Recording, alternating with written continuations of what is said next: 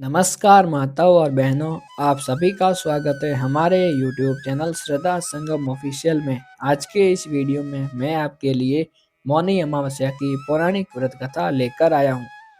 पौराणिक मान्यता के अनुसार प्राचीन काल में कांचीपुरी नामक नगर में एक अत्यंत धर्मनिष्ठ ब्राह्मण रहते थे। उनका नाम देवस्वामी था। वे वेद शास्त्रों के ज्ञाता, सरल स्वभाव और सच्चे धर्मपालक थे। उनकी पत्नी धनवती भी उतनी ही संस्कारी, पतिव्रता और करुणामयी स्त्री थी। उनके घर में 7 पुत्र और एक पुत्री थी। पुत्री का नाम गुणवती था, जो बचपन से ही सौम्य स्वभाव और धार्मिक प्रवृत्ति की थी। समय बीतता गया, सातों पुत्र योग्य हुए और उनका विवाह विधि पूर्वक संपन्न हो गया। अब माता पिता का ध्यान अपनी इकलौती पुत्री के विवाह की ओर गया। शुभ दिन, शुभ मुहूर्त और योग्य वर की खोज शुरू हो गई। इसी क्रम में एक प्रतिष्ठित पंडित से गुणवती की कुंडली दिखवाई गई। पंडित ने कुंडली देखते ही मौन धारण कर लिया। उसका चेहरा गंभीर हो गया। देव स्वामी ने चिंतित होकर पूछा तो पंडित ने कहा, यह कन्या दुर्भाग्य से विवाह के 7वें वचन से पहले ही विधवा हो जाएगी। यह सुनते ही धनवती के हाथ से कुंडली गिर पड़ी। देव स्वामी की आंखों के सामने अंधकार छा गया। वर्षों की साधना, धर्म और पुण्य के बाद भी क्या उनकी पुत्री का ऐसा भाग्य लिखा था? धनवती फूट फूट कर रोने लगी। कांपती हुई आवाज में देव स्वामी ने पूछा, क्या इसका कोई उपाय नहीं है? पंडित ने कुछ देर विचार कर कहा, उपाय है परंतु सरल नहीं है। यदि विवाह से पहले कन्या सोमा नामक स्त्री का पूजन करे तो यह वैधव्य दोष दूर हो सकता है। देव स्वामी ने पूछा, यह सोमा कौन है? क्या कोई देवी? तभी पंडित जी बोले, नहीं, वह कोई देवी नहीं है। वह एक साधारण धोबिन है जो सिंहल द्वीप में रहती है, किंतु उसके पास महान पुण्य संचित है।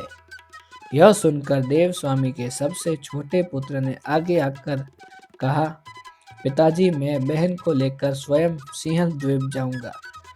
भाई बहन यात्रा पर निकल पड़े। समुद्र पार करना था, साधन नहीं थे।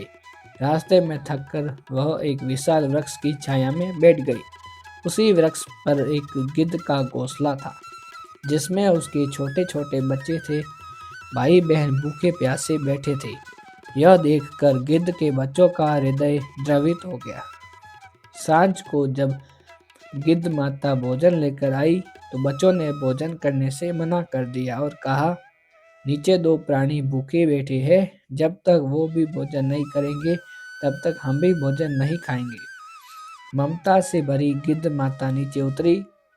उसने फल फूल लाकर भाई बहन को दिए और कहा, डरो मत, मैं तुम्हारी सहायता करूंगी।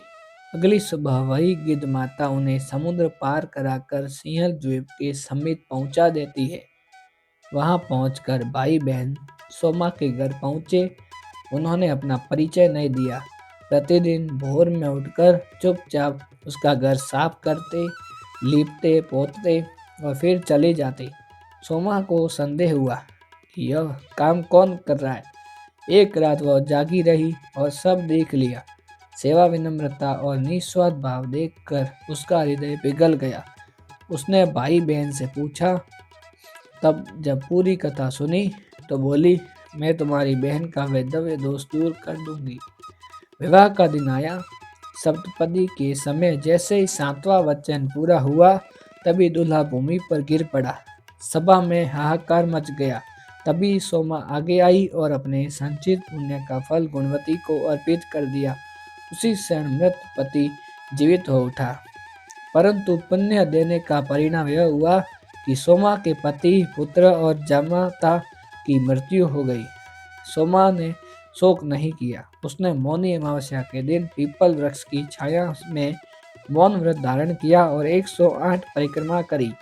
उसके तप, मौन और श्रद्धा से प्रसन्न होकर ईश्वर ने उसके पूरे परिवार को पुनः जीवन प्रदान किया। यही कारण है कि कहा जाता है, मौनी अमावस्या केवल व्रत नहीं, आत्मा की शुद्धि का पर्व है। मौन, सेवा और श्रद्धा तीनों मिलकर भाग्य भी बदल सकते हैं।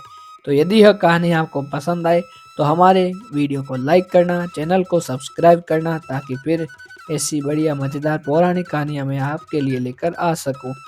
तब तक के लिए आपका दिन शुभ रहे। जय श्री कृष्णा, राधे राधे।